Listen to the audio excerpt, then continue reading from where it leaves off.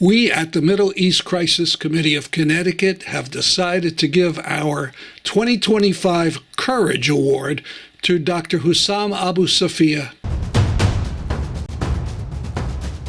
And that's why today matters. This rally and the launch of this helpline, it's more about than our words. It's about hope, safety, and preparation.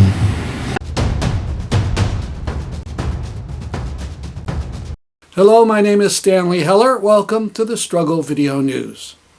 Our parent group this week announced the winner of its Courage Award. Back in 23, it was given to Alaa Abdel Fattah, the Egyptian activist. Last year, it went to Palestinian journalists as a whole. We at the Middle East Crisis Committee of Connecticut have decided to give our 2025 Courage Award to Dr. Hussam Abu Safiya. Safiya was a pediatrician and director of Kamal Adwan Hospital in northern Gaza. The Israelis closed down the hospital late last December at gunpoint.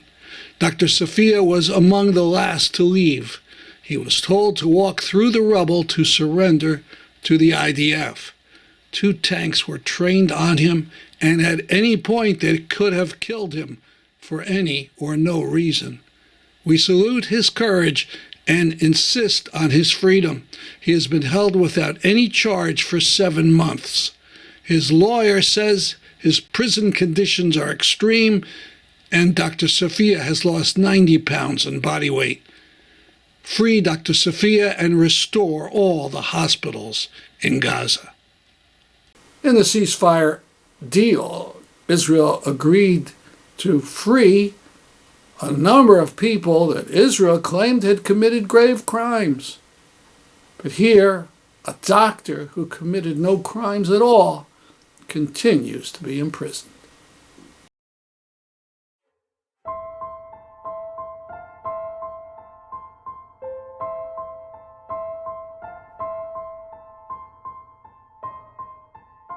I'm the Reverend Tony Lorenzen, the minister at the Unitarian Universalist Congregation of Danbury, Connecticut, a liberal congregation that's over 200 years old.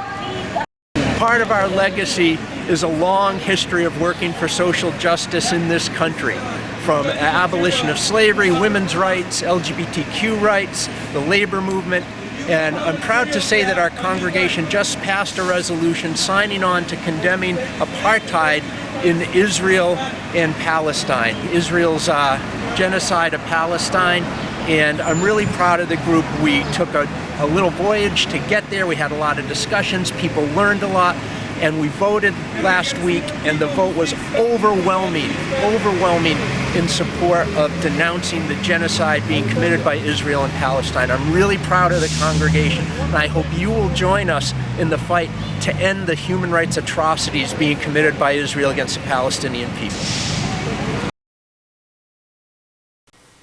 We wish this banner could be retired, but as of the 15th of October, Israel has allowed in only a trickle of the aid trucks promised. In 5 days, it was supposed to allow in a total of 3,000 shipments. Instead, only 173 have been allowed in. West Hartford, Connecticut has seen weekly protests against the firearms that its Colt company sends to Israel.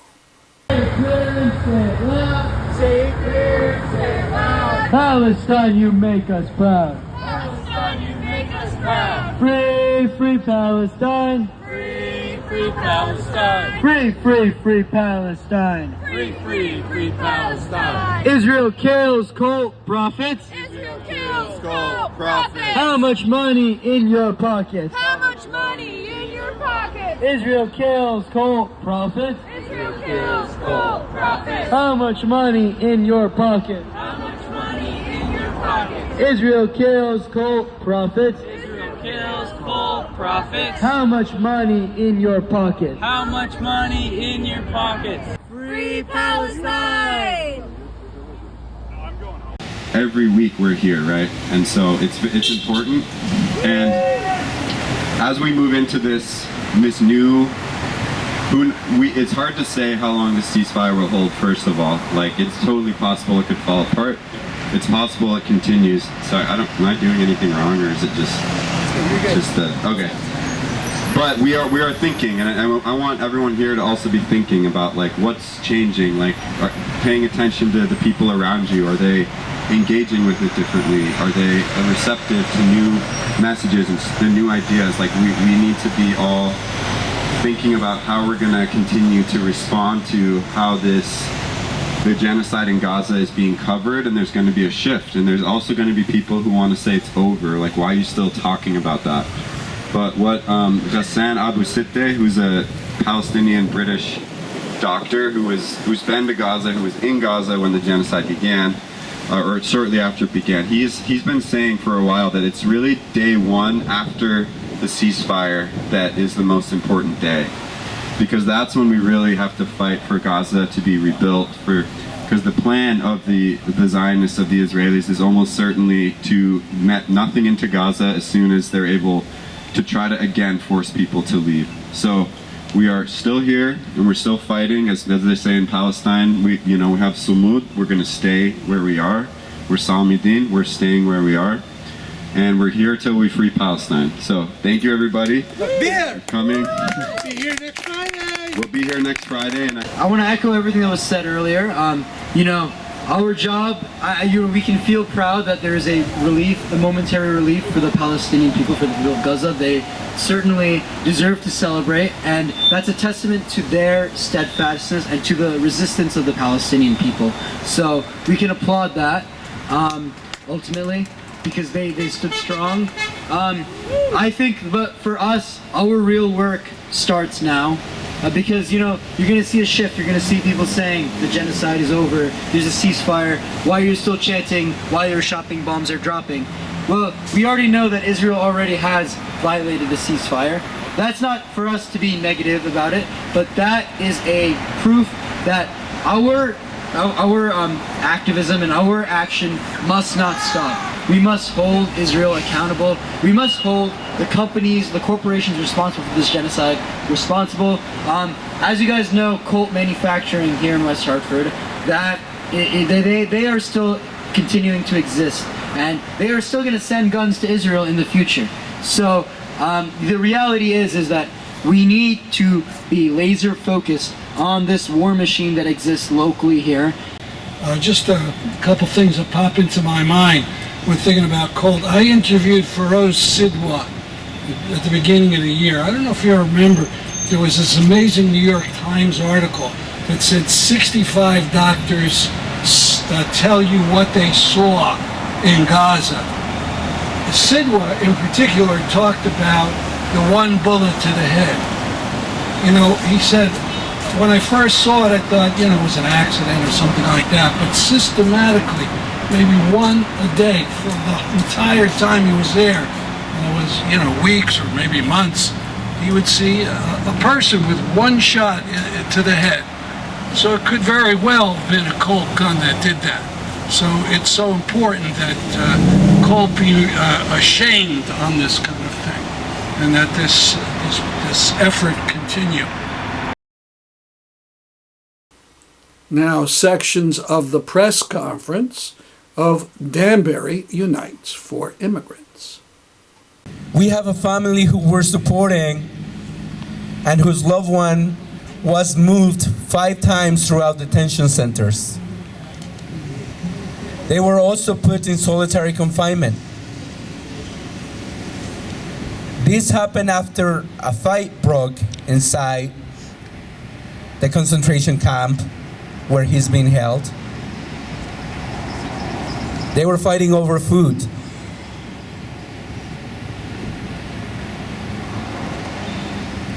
And this effort, this campaign, it's simple. We are going to go out into the community. We are going to knock doors because we believe and we know that families belong together. Our community is scared. Our community is afraid. And our community is also strong. As we go out today into the community to knock doors, we are going to be telling people, neighbors, that they have power. They have the power to keep their neighbors safe. They have the power to alert people in their block, in their neighborhood.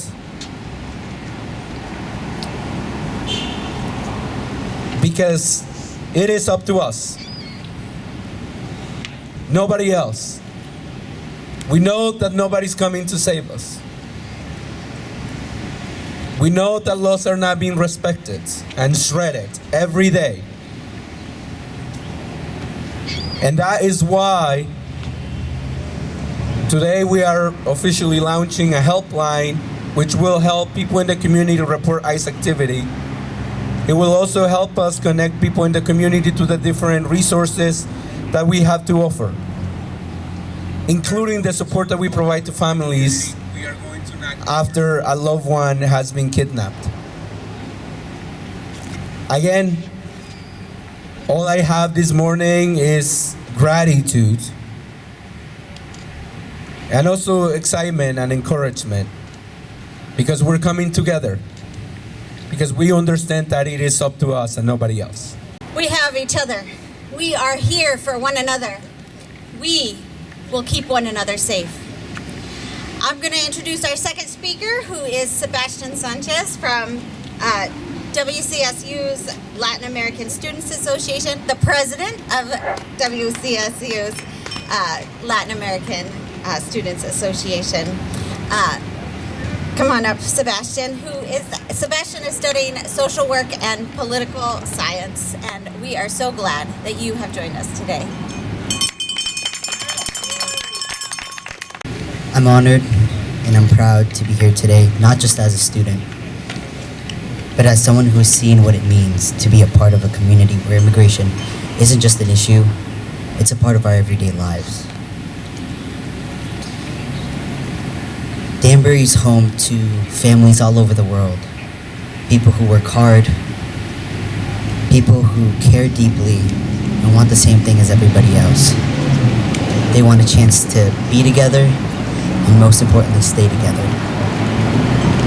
Our city is full of hardworking immigrant families who make communities stronger every day. Families who believe in education, opportunity, and the promise that if you work hard, you can make a better life for yourself. But for too many of us, that promise comes with a fear.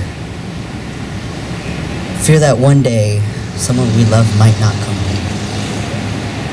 I remember being told as a kid to always be careful around the police. If somebody ever asked about my parents' status, to not answer, to keep my head down, to keep quiet, to not draw attention from people who might want to separate us. Even as a child, that message stayed with me. That fear stayed with me. And maybe one day, one traffic stop, one wrong thing, and suddenly I wouldn't know the next time I would be able to see my parents. That kind of fear doesn't just disappear. It shapes how you see the world, how you walk into school, and how you imagine your future. No child should have to grow up with that kind of worry.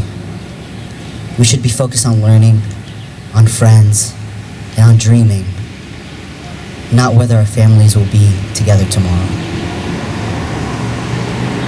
And that's why today matters. This rally and the launch of this helpline, it's more about than our words. It's about hope, safety, and preparation. It's about saying that we see you, that we hear you, and that we're standing up. No student should have to sit in a classroom and be worried that if by the time they get back home, their parents will be there.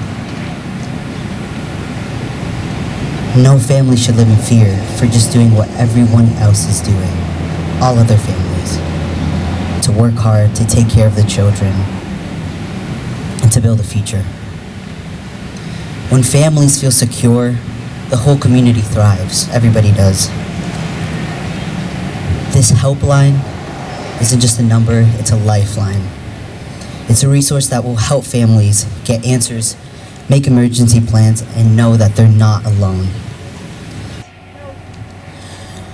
We know that fascism is here. These actions are meant to instill fear in us, to stop us from acting, to divide us, but we refuse. We refuse. ICE does not belong in Connecticut. Our families belong together in Connecticut. We urge our governor and the legislature to wake up and take action during the upcoming special session to protect the personal information of our immigrant community, to get ICE out of our courthouses, to protect our communities from militarized immigration enforcement. We call on our mayors in our cities to prevent local law enforcement from assisting ICE indirectly. We call on them to prepare local families with resources and to defend local sensitive locations. The city must create a plan of how they will respond when and if and whenever ICE agents and vehicles are reported in the community. Yes, they must. They must. They must.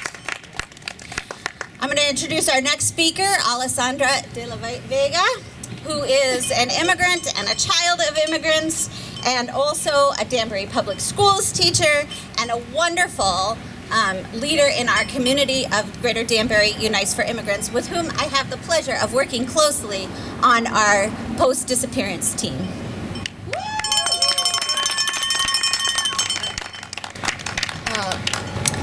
I'm a middle school Spanish teacher here in Danbury. In this group, at our meetings, we start with a check-in question, and occasionally it is, what brought you to this work? And my answer is always the same, my students. And I don't only mean the ones who are in my courses, I mean all the students at Westside Middle School Academy where I teach. As an educator in the building, I get to know all the students at least a little bit because of our work outside of the classroom and because I teach all grades. Living and working in a city like Danbury, while I don't know the immigration status of individual students and their families, it's obvious that there are many who come from mixed status families. I still remember the first time this was brought up to me by a student. It was my third year teaching in Danbury, and Trump had just been elected for the first time. One of my 6th grade girls came to me to talk, and she was in tears because her godparents were undocumented and she was terrified that they were going to be deported. I felt utterly useless to help or comfort her. The one saving grace we had then was that schools were safe havens and ICE could not come into our buildings or onto the property. Now, with the second Trump presidency, I'm seeing an even greater impact on our students. Last school year, we could see that absences were much higher when there had been a strong ICE presence in our area the previous day, and this trend has continued.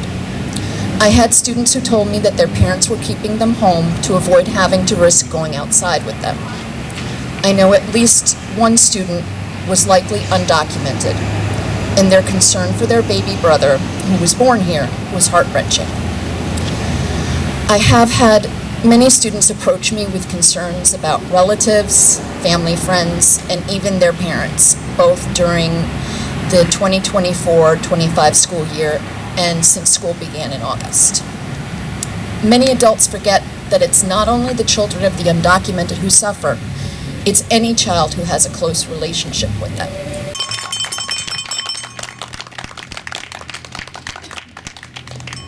I cannot imagine being a human being who could hear the cries of a child and not feel it right here.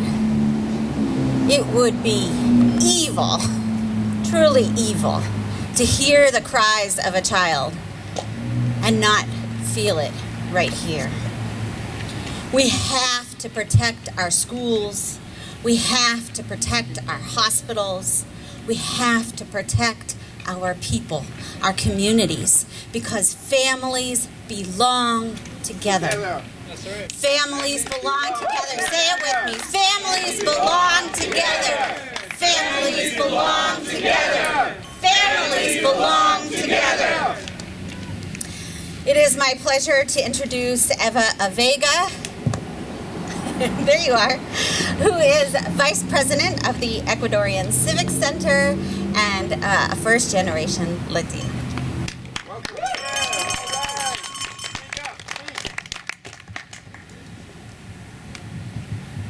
Good morning, everyone. I'm going to do it in English and then in Spanish. My name is Eva Vega, and I have the honor of serving as the Vice President of the Ecuadorian Civic Center of Greater Danbury. As a first-generation Latina, I'm proud to represent an organization that stands beside families in our community, families who come to us for guidance, support, and trust. At the Ecuadorian Civic Center, we believe deeply in the importance of safe and welcoming spaces where our community can access resources, information, and due process without fear. Every person deserves to know their rights and to know where to go and learn about them.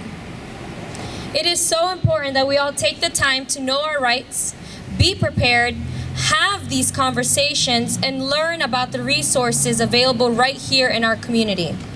Knowledge gives us confidence, and connection gives us strength. I want to encourage everyone here today to ask questions, reach out for help, advocate, and share what you learn with others. You are never alone. There are people and organizations ready to support you. We believe that every family, every worker, and every neighbor deserves to feel safe, protected, and valued. And that begins with being informed and standing together. That's why I'm so thankful for Danbury Unites for Immigrants and all the organizations and all of you for being here today. For not only advocating, but for standing with those who may feel they don't have a voice right now. This is what true community looks like. Reaching out, lifting each other up, and standing united. Now, you know about ICE, which scoops up thousands of immigrants, some even U.S. citizens. Who is in charge of these efforts? Well, one of the men involved is Tom Homan, who Trump called his immigration czar. Now, about Mr. Homan, in 2024, the FBI was investigating him for corruption.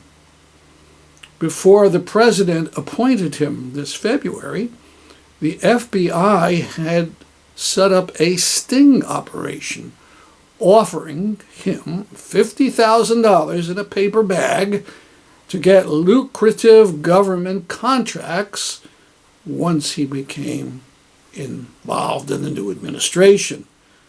Supposedly, to strengthen the case, the FBI didn't arrest him on the spot, but wanted to wait to see if he carried through once he was in the Trump administration.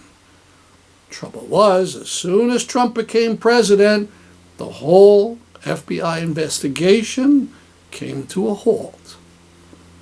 At a hearing this week, Senator Whitehouse of Rhode Island asked questions of the head of the Justice Department, Pam Bondi.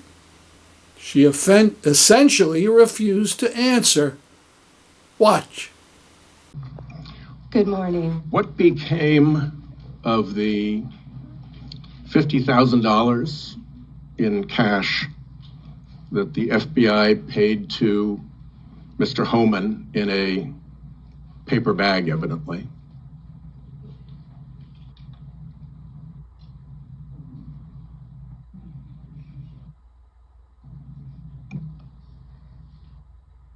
Senator, as Deputy Attorney General Todd Blanche recently stated, the investigation of Mr. Homan was subjected to a full review by the FBI, agents, and DOJ prosecutors. They found no credible evidence of any wrongdoing. And that was not my question.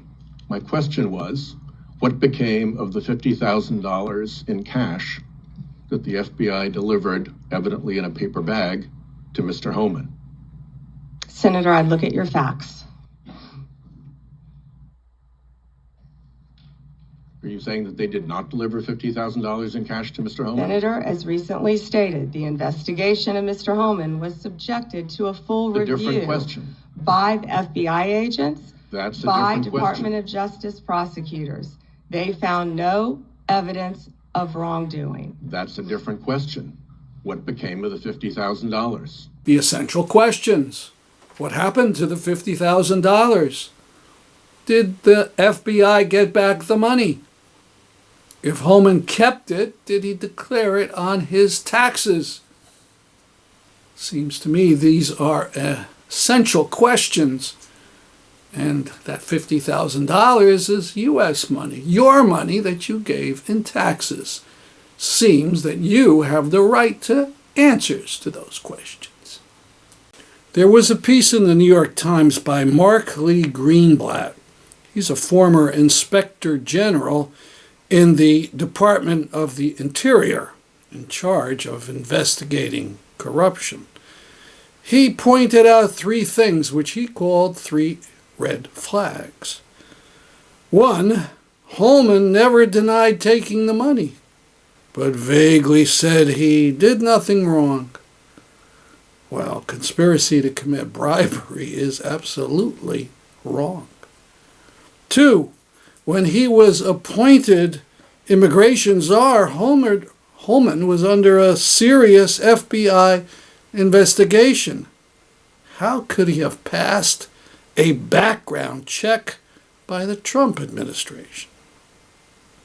And three, if Homan did take the money, did he report it on taxes, on his taxes? Not doing so is a serious federal crime. Greenblatt wrote, ask Al Capone.